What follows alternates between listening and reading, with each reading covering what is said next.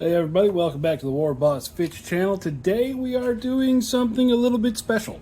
Our army book for this week are going to be the Jackals Competitive Redesign, written by Nexus Wargaming. He's taken the core army book from the Jackals list, moved some stuff around, made some tweaks, and we're going to test it out on the board today.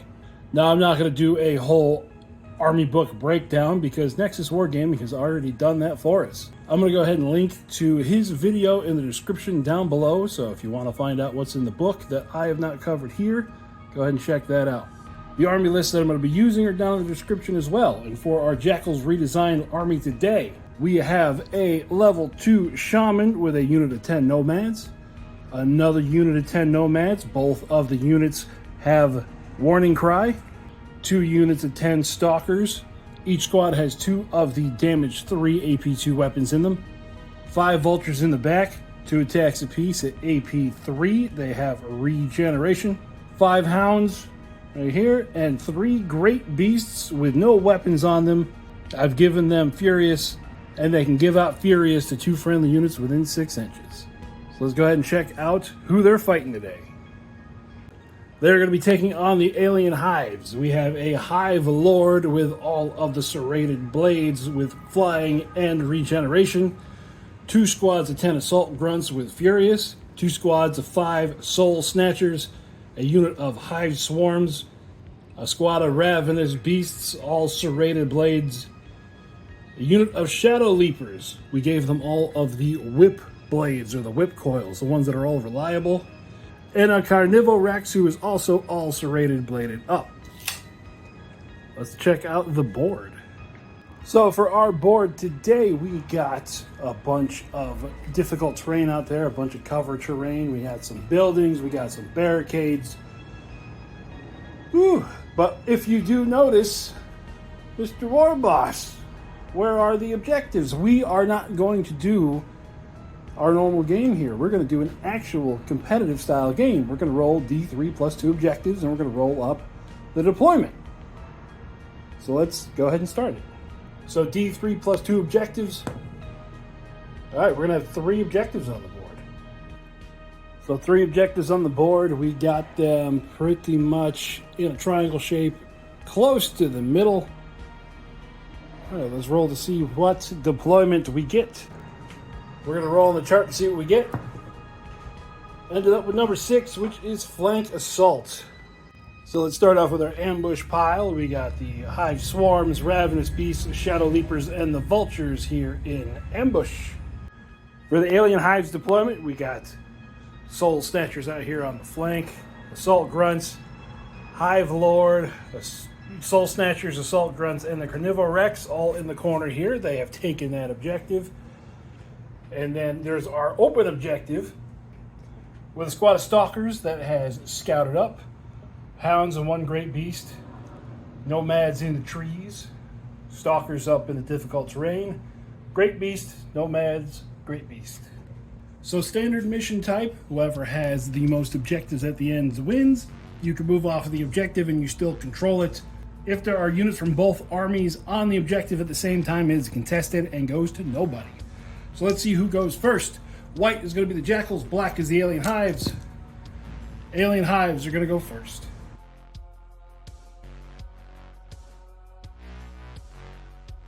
I'm going to try to explain things a little bit more competitive-minded here because we are using a competitive rewrite. So, first action going to the Alien Hives. They know the Nomads are not going to have much shooting. Not much shooting at all. And the Alien Hives don't have much shooting either. So looking across the army, what we're going to do first is we are going to activate this unit of Assault Grunts here in the middle. And they are going to move to make sure they are outside of 12 of those Nomads there. Because those Nomads, they got Strider. They don't care if they're on difficult terrain.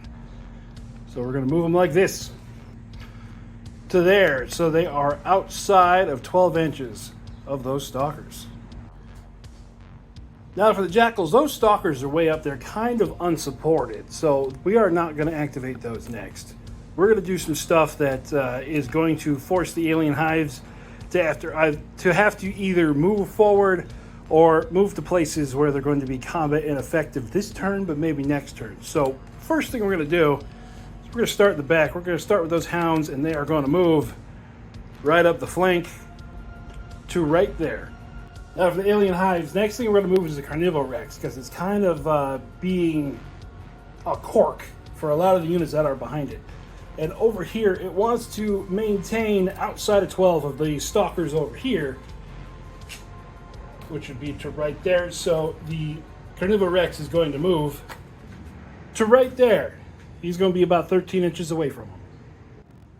So now we're going to move this great beast over here in this flank, and it has bounding, which means it gives an extra D3 plus 1. So it's going to go an extra 4 inches. Or you would roll, it would go 4 inches, and then it would do its normal move. So because of that extra 4 and fast, it is going to end up right there. It's not going to use all 20 inches because it knows other stuff is coming up the field, but it is going to secure that objective. The unit of Soul Snatchers all the way on the flank here, they're going to do the same thing, or same about thing that those Assault Grunts did. They are fast, and they're going to try to stay out of charge range of those. So they are going to move to there. Next unit for the Jackals are going to be those Nomads in the trees. They are going to move out to right there. And with them moving out, that pushes the bubble of warning cry for no ambush out that much further. These Assault Grunts over here, they're going to move out towards the other flank to right there, which means that they are 17 inches away from those hounds. So no charging from them next turn. Unit of Nomads on the objectives are going to move to right there. And what the caster is going to do, he's going to use the Call of the Hunt spell. It's going to be +1 to hit on charge. He's going to aim for those and those. He's going to use both of his spell points. Means it's going to go off on a 3. And it does.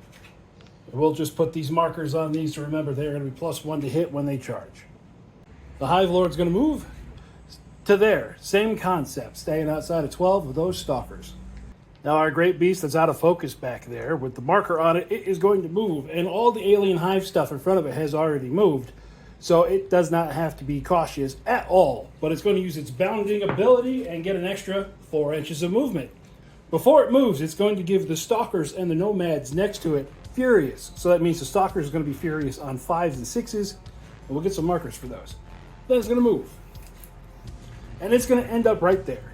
If it had Stalker, it would have been able to go through this gap and actually get to combat, but it didn't, so it has to boop this way. Last activation for the Alien Hives are going to be these Soul Snatchers. They are going to move up next to the Carnivore Rex and end up right there. Now that great beast in the back, for its bounding roll, it's only going to get 2.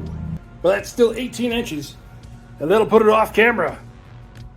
Right to there, getting ready to engage some stuff next turn. Last 2 units to activate on turn number 1 are going to be the Stalkers for the Jackals. So they're going to go ahead and both activate and move around to there. One of them is on the objective and is going to give those alien hives on the other side of that wall a think. And the other squad has just moved forward to be a threat to pretty much the entire alien hives army.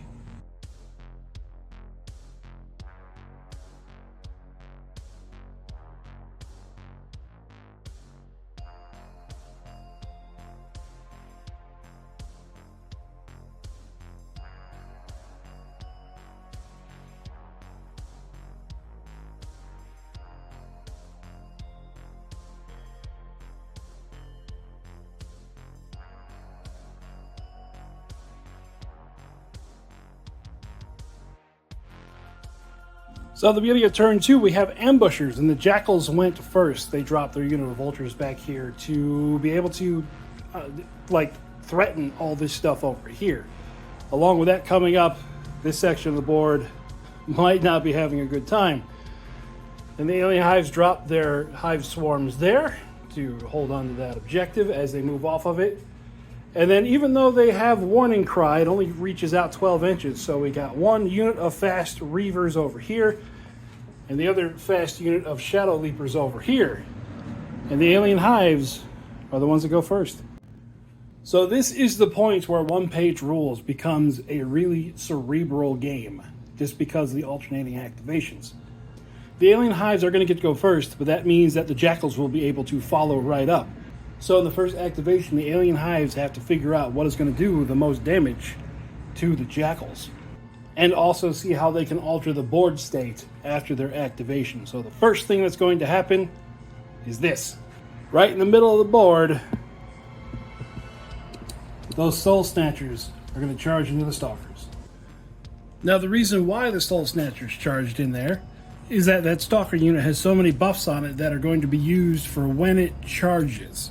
So it has +1 to hit when it charges, and it has an extra Furious. Furious only activates when you charge. So what they've done is they've taken all of those buffs off the field by charging them first. So Soul Snatchers have 2 attacks apiece, and they're going to hit on a 3. So there's 8 hits. Their weapons are AP1 with Rending. So we have 3 Rending hits, 3 regular hits. Rending hits doesn't really matter because their defense is a 6 overall. So they're going to lose 6. That leaves them with only 4 left. So they're going to use their regular attacks, which are going to hit on a 4 with Carnivore. So we got 3 hits. There's no AP, but it does have Reap. So if the Soul Snatchers roll a 1, it counts as 2 wounds. No 1s, but they do fail 1 save because their save is a 4. And then they have their 2 special weapons. 1 attack apiece, damage 3 and AP 2 on a 4. 1 hit, saving on a 6. They save, so only 1 of the Soul Snatchers goes down. So the Stalker is going to need a morale test on a 5. And they fail. So 1 Snatcher goes down, but the rest of the Stalkers go down as well. And their little markers. So that leaves us with these guys get a 3-inch overrun, and what they're going to do is they are going to put themselves here and make a wall. Now you can see how that has altered the board state. All of a sudden things don't look so one-sided up on the front there. Next we're going to activate this great beast here. There's no one within 6 inches to give his Furious ability to. So he is going to do his bounding roll, giving himself an extra 4 inches, which means he's going to be able to, even going through difficult terrain, charge that Hive Lord. Like that. So we're going to build some tension here. He has Carnivore, so that means he's going to hit on a 3. And he has Furious, so that means that any 6s explode, and I forgot to get the last dice out of the box. We're going to start with the small attacks. 4 attacks at AP1, hitting on a 3. 2 hits. Hive Lord saves on a 3. Saves them both. Next, we got 4 attacks at AP3 at damage of 3, hitting on a 3. Lots of 3s. Hey, we got 2 6s, so that means this stays, and 1 more hit, so it's 5 hits overall. AP3, the Hive Lord is going to save on a 5. He fails 3, which is 9 wounds, but the Hive Lord has regeneration. 9 saves on a 5. So he ends up taking 6. The Hive Lord fighting back, he has 4 attacks at AP1, 12 attacks at AP4, hitting on a 3. 7 AP4 and 3 AP1s. So the AP1 saving on a 4. Saves them all. AP4 is on a 6. He takes 3, which means that the Great Beast has 1 combat. The Hive Lord needs to take a morale test on a 3. And he passes. So our Great Beast buddy needs to back up an inch. Well, it's more than an inch. I'm right there. He is at 9 left. And the Hive Lord is at 6. So once again, looking at the board state, the alien hives, if they push up anything here, it is going to get countercharged. I mean, they could launch themselves into that Great Beast, but I don't have much faith in those Soul Snatchers. So what we're going to do is that unit all the way back there, even though they did have to drop outside of 12, they are fast, so that means their charge is a 16. They're going to go ahead and charge those Nomads. Like that. So I made a mistake and went back and reviewed the tape. I forgot that the Stalkers have dodge, which gives them -1 to hit in close combat. So I reviewed the tape, and the Soul Snatchers only hit with 1-3. Now that doesn't really make a difference, but it does mean that the Stalkers had 2 more attacks into those Soul Snatchers. I'm going to go ahead and do that now. 2 hits. 1 more gone. So, yep. There we go.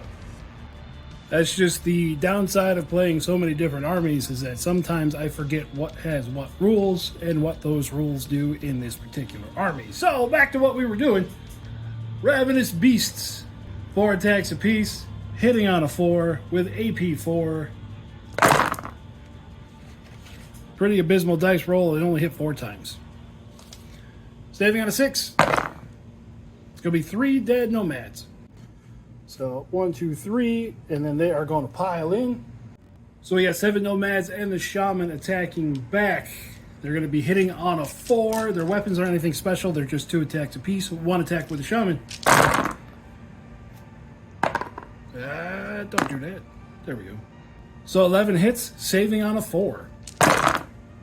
The ravenous beasts are going to lose 4 wounds, which means they're going to lose combat. So morale test for them on a 4. And they're going to get pinned. So we're going to kill off 1. They're going to move backwards an inch. One guy has 2 wounds left. And they're pinned. So once again, board state after that. Thank you, road noise.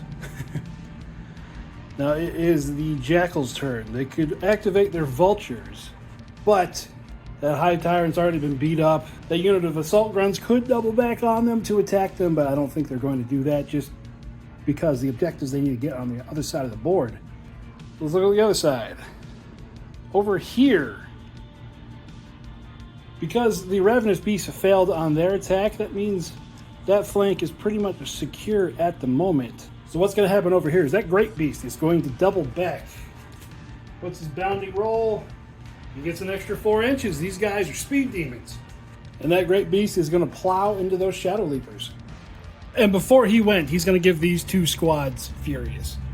So we're going to start with his big attacks. 4 attacks hitting on a 3. These are AP 3 and damage 3. So he's got 3 hits. Saving on a 6. That's going to do it. 3 deadly 3 hits, just pow! And then he is going to get his 3 inch of wiggle. Head back that way. So once again, board state. The alien hives are up next. Things are not really looking too great for him right now. So the Carnivore Rex is going to charge into that great beast that already fought the Hive Lord. Now Mr. Carnivore Rex has 9 attacks at AP 4 and 4 attacks at AP 1, all hitting on a 4. Pretty good. Let's get the AP 1 out of the way. 4 up save, it fails. And the rest save on a 6.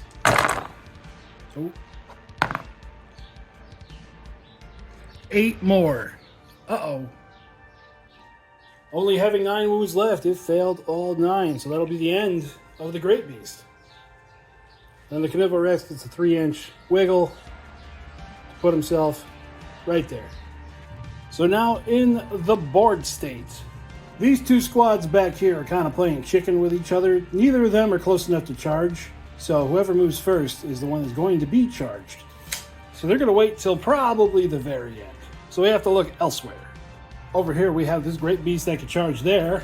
We've got a unit of nomads that are now furious that could do something. They also have +1 to hit when they charge. And then the Stalkers. The Stalkers don't want to charge here because if they do, then they open up to that squad to charge them. So it's going to be between those nomads and the Great Beast over here. The Great Beast, I don't think has the number of attacks it needs to go through those Soul Snatchers. Like it's not a guaranteed go through. And then those nomads have no AP on that Carnivore Rex's 2 up save. So let's do this. Let's do the Great Beast into those Soul Snatchers. So that Great Beast does have a Furious marker from the other Great Beast. So it's going to be getting extra hits on a 5. Let's go ahead and start with the small stuff, the Stumps. Hitting on a 3, it's got 2 hits. Saving on a 5, that's 2 dead Soul Snatchers. Then it's big attacks, hitting on a 3. 1 hit. Saving on a 6, that's another dead Soul Snatcher. So now there's 2 Soul Snatchers left.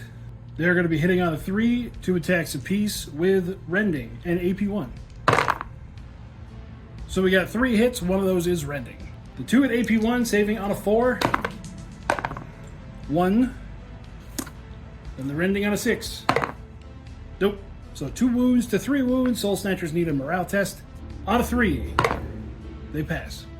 So he loses his Furious marker, moves back an inch. He has 10 wounds left. Kills off 3 of the Snatchers. So let's look at where we're sitting now. With this little section of the board cleared up, I think the alien hives are going to be trying to do a battle bubble coming out of this section. And I'll explain the battle bubble Well, you'll see what it means. That's where those assault grunts end up. Now, my turn for what a battle bubble is where you push out a chaff unit, and then you have one of your heavy hitters come in behind it to where either they can sit behind the bubble, or if anything assaults the bubble, they can assault it. And so that unit of nomads there, like I said before, if they charge these guys, they get opened up from there. If they charge Carnivorex, it has AP2, they have no AP.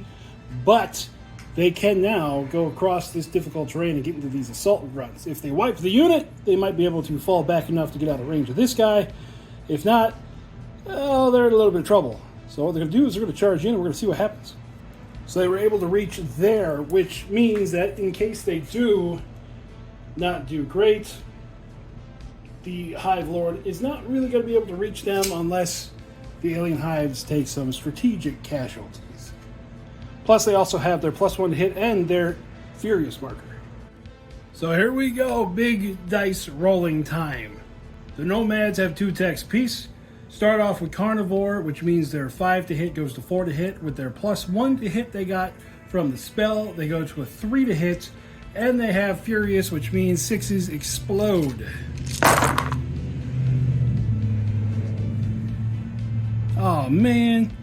So out of all 20 attacks, only 8 of them hit on a 3-up. We ended up with 2 Furious, so it's going to be 10 attacks hit overall. Assault Grunts are going to save on a 5. Well, it doesn't matter. They didn't save a single one. There goes the whole squad. So all them little alien boogers are dead. And then they're going to get their 3-inch wiggle to get out of that Hive Lord's range. And end up like that. So board state looking time. Again, we have the Hive Lord, that squad back there, and then this unit of Hive Swarms. So we're going to go ahead and move the Hive Lord this way. He may not be in combat, but he is getting closer to the objective on the other side of the board. So I guess I didn't hit the record button for that one, but the Vultures, because the Hive Lord moved away, they're going to shift their target over to the Hive Swarms on that objective. This feels like absolute overkill. These Vultures all have 2 attacks apiece with AP3, and they're going to be hitting on a 3. 7 hits, saving on a 6. They end up doing 5 wounds. That kills off 1.5 swarms. Hive Swarms fighting back on a 6. Nothing. Hive Swarm morale on a 6. Fail. Fearless. Fail. So they are going to be pinned. So they kill 1. 1 is down to 1 wound left, and they are pinned. Ta-da! Now these Assault Grunts over here have a target that is worthwhile. So they are going to double back and try to take out those Vultures. So the Assault Grunts, they're all going to hit on a 5. 7 hits with 3 extra from Furious, so it's going to be 10 hits total. The Vultures are saving on a 4. They fail 6, but they do have regeneration. So they lose 4. There's 1 Vulture left. That 1 Vulture hitting on a 6. 1 hit. Saving on a 6. Fails. Morale test for the Vulture. And he is going to be gone. So all 5 of those Vultures and 1 of the Grunts. And the Grunts are just going to do a little 3-inch wiggle just to make sure that they still claim that objective. That unit of Hounds over here that was waiting, they're going to move. And end up right there.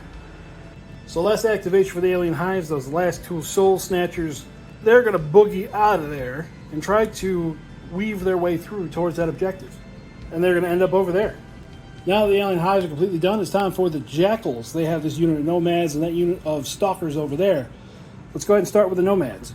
Seeing those Soul Snatchers coming up, they are going to fall back to that objective, but they do have guns. They are of limited use and they're only 6-inch range. So they're going to move to right there, and then they're going to take some shots at those ravenous beasts. So we got 7 shots hitting on a 5. 1 hit. Saving on a 4. They're going to save. And the Stalkers, completely unburdened by the threat of a counterattack, they're going to go right into that Hive Lord. Like that. So we got 8 Stalkers with 2 attacks apiece. They have the double Furious on them right now. So 5s and 6s explode, and they hit on a 4. 11 hits total with their basic weapons, saving on a 2. And with the Reap, those 4 ones means that Hive Lord takes 8 wounds, which is enough to put it in the ground. Ugh.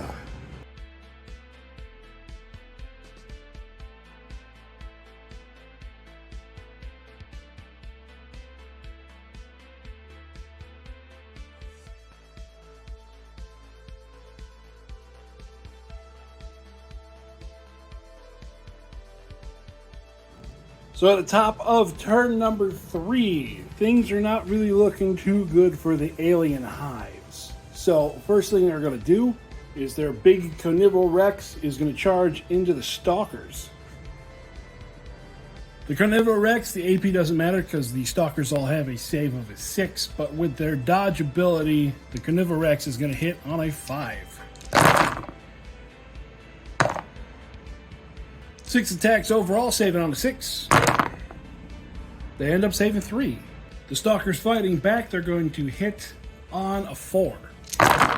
All their basic attacks here. 6 hits, saving on a 2.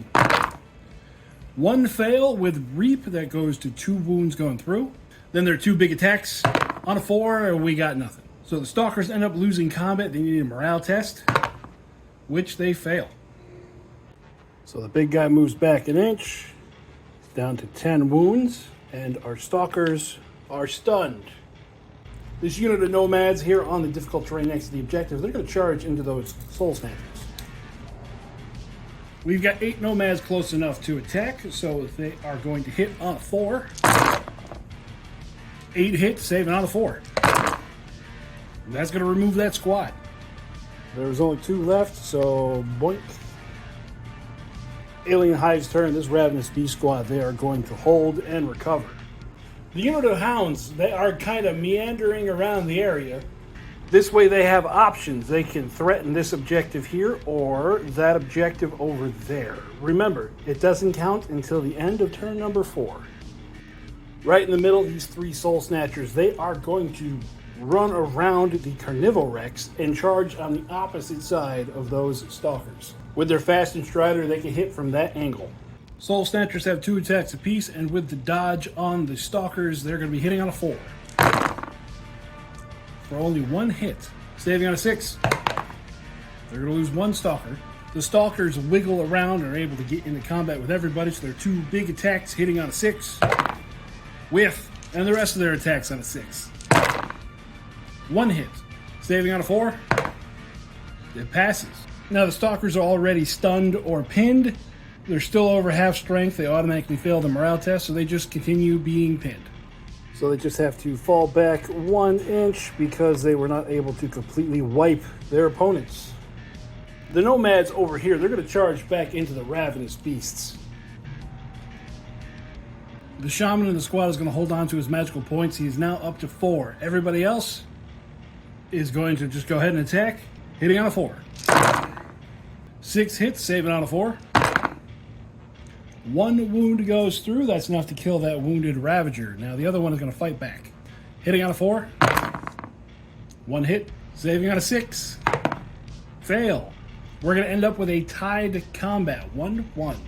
Casualties. And then the Jackals have to take a step back. Like that. The Assault Grunts over here, they're going to take a gamble and launch an assault into those hounds.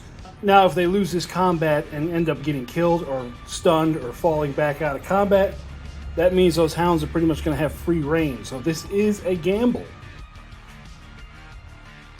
We have 9 Assault Grunts with Furious hitting on a 5. 5 hits total. The hounds save on a 6. 1 saves. The hounds attacks back. 2 hits. 2 dead Assault Grunts. That hound needs a morale test. And it passes. That single hound sticking around causes a little bit of a dilemma for the alien hives. You'll see why later. The only thing left over for the alien hives is for that hive swarm squad to recover. So we're going to go ahead and move around the Jackals where they are going to go. And that is where they are going to end up. Last thing to happen this turn, these stalkers, they are recovered.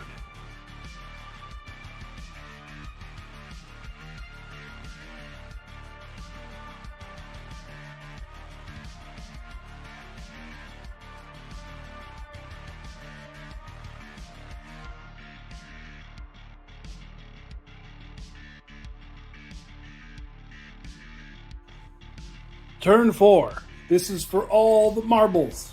The mad scramble for objectives. Alien Hives are going to go first. First to move are going to be the Assault Grunts.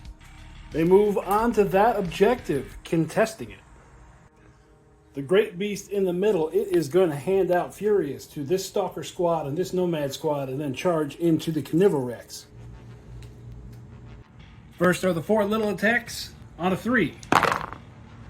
3 hits, saving on a 3. 2 fails. Then it's 4 big attacks, AP 3, damage 3 on a 3. 2 hits, saving on a 5. Saves 1 for a total of 5 wounds taken. The Carnivorex fighting back is AP 4 attacks on a 4. 5 hits, saving on a 6. Only takes 2. Then it's 4 stomp attacks on a 4. 1 hit, saving on a 4. It fails. Even though it was 5 wounds caused and 3 wounds caused, the Carnivorex has a fear of 2, meaning that the combat is tied. No morale checks needed, so this guy lost 2, he's down to 8, and the Carnivorex lost 5, he is down to 5. The Soul Snatchers on the rocks, they're going to charge into the Nomads next to the objective. 6 attacks, hitting on a 4. 5 hits, AP and rending doesn't matter because they save on a 6 anyways. 4 go down. 6 Nomads are fighting back, hitting on a 5. 5 hits, saving on a 4. They lose 2, which means the Nomads lose combat. Time for a morale test. And they're going to pass. That does this, and then these guys have to back up an inch, and they are now on the objective. Well, those Nomads don't like that. They're going to charge right back onto him. 6 Nomads hitting on a 6. We got 2 hits. They don't get the +1 to hit because they're already fatigued. Saving on a 4. That's going to be the end of that Soul Snatcher. Boom. Stand back up, buddy. There you go. The Carnivorex is going to charge into that Great Beast on that objective. All the Carnivorex's attacks hitting on a 6. 1 stomp, that's all I got through. Saving on a 4. It saves. 4 little attacks. 3 hits. Saving on a 3. 2 wounds. 4 big attacks on a 3. 2 hits on a 6. 1 save, but that will be enough. 2 regular wounds and a deadly 3 will do it. So that Great Beast is going to come and give these guys a hug. AP and deadly doesn't matter, it overloads everything they have. So, hitting on a 6. 2 hits. It is furious, so 4 hits overall. Saving on a 6. It's going to be 4 dead Assault Grunts. The Assault Grunts fighting back on a 5. 2 hits. Saving on a 3. 2 saves. The Assault Grunts need a morale test, which they fail. They do have no retreat. So 3 undead checks. They are all still there. So this is going to be some real jank measurements, but staying outside of an inch of everybody, this guy can get his toe on that objective. Then, of course, this Nomad squad is going to follow it up. They're going to charge in there. We're going to throw some spells first. The Jackal Shaman is going to attempt to cast Power Maw. It's strength 2. He has 2 points for this turn. He needs a 4. It goes off. 1 hit at AP 4 for damage 3. That's going to be enough to kill it. So that will be the end of him. So the only alien Hives unit left to activate is going to be the Hive Swarms. They're just going to have to hold. And because they did that, the Jackals Hound is just going to contest the objective. So at the end of the game, we have contested Jackals for a 1-0 Jackals victory. So there you have it, the competitive Jackals rewrite army for Grimdark Future. Now, does this one win mean that this army is more competitive than the Jackals army? No, it does not. This is just a single game. One-page rules is balanced out to where a normal Jackals army could have done the same thing. Not the same way, but maybe have had different tools at different spots to be able to pull off a 1-0 victory. Extensive testing will be needed, and my one battle report does not count as extensive. So if you guys like this army, go ahead and check out the Jackals Competitive Rewrite. I'll have a link for it down in the description. If you want to discuss anything about the army book, go ahead and talk to Nexus Wargames. He's the one who made the book, with input from many Jackals players. I had a ton of fun putting Jackals back on the board. I haven't had them on the board for a while. And I hope you guys like the way they came out too. So that's going to do it for me out here in the garage. I hope you all are having a whole bunch of fun playing OPR out there. And hopefully one day I will see you across the table. I'll talk with you later. Bye-bye.